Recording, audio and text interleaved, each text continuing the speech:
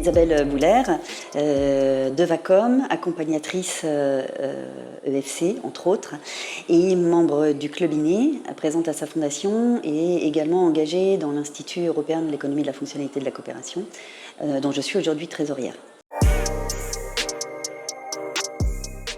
Engagée là, depuis plusieurs mois dans l'organisation de ces universités, en ayant vécu pas mal d'universités avec de plus en plus d'année en année une professionnalisation, un élargissement en fait des acteurs qui sont présents dans ces universités, signe de l'élargissement aussi des réflexions qu'il y a aujourd'hui sur la manière de prendre le monde différemment. De penser les choses autrement, de manière beaucoup plus durable, beaucoup plus responsable. Donc ça, c'est un vrai signe extrêmement positif. Et l'autre élément, c'est effectivement l'élargissement de cette communauté qui est hyper heureuse et qui a besoin en fait de ces moments en fait de rassemblement.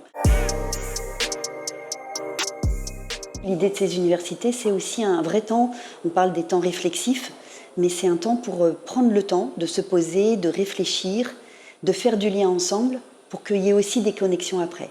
De créer les espaces qui permettent aux personnes qui viennent de répondre à leurs aspirations, leurs envies, leurs attentes, et de démultiplier finalement cette envie et ces idées pour faire des choses différemment. C'est en fait un effet à la fois ressourçant et un effet démultiplicateur après.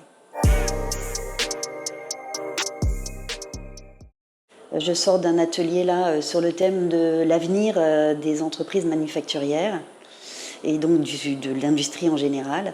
Et il y avait le témoignage de jeunes qui étaient là et qui disaient qu'elles étaient ressorties enthousiasmées, rassurées, enfin plus que rassurées, avec des envies, des idées, parce qu'il y avait deux témoignages d'une entreprise Mobion, Christian Bruyère, et de Christophe Vergniaud de Technomap, qui, dans le monde de l'industrie, ont témoigné d'une approche différente, positive, utile.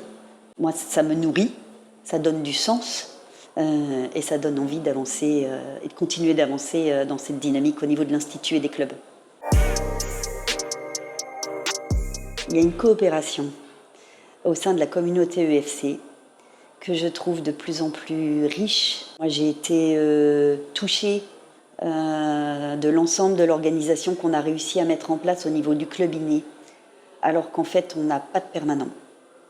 Et en fait, ça a facilité ou renforcé peut-être même finalement les coopérations et les rôles de chacun, enfin, l'initiative, la prise de responsabilité, et ça a été fluide. On a organisé ces universités où c'est quand même quelque chose de lourd, avec des compétences, des personnes qui ont dit ben, moi je peux faire ça, et en fait tout s'agence, avec des itérations aussi. On a eu des discussions, on a eu des débats, mais du coup ces itérations ont fait que je crois on a fait quelque chose qui était vraiment de qualité, en respectant aussi les apprentissages des années précédentes. Cette dynamique de préparation pour moi des universités et cette richesse liée à la richesse de ce qui se passe partout et de chacun qui apporte sa pierre à l'édifice, je trouve ça absolument fabuleux. On est tous répartis un petit peu partout sur le territoire. On n'arrive pas tous à se voir, à prendre du temps. On fait beaucoup de réunions en distanciel. En termes d'efficacité, on n'aurait jamais pu préparer aussi efficacement avec toutes les compétences-là sans le distanciel.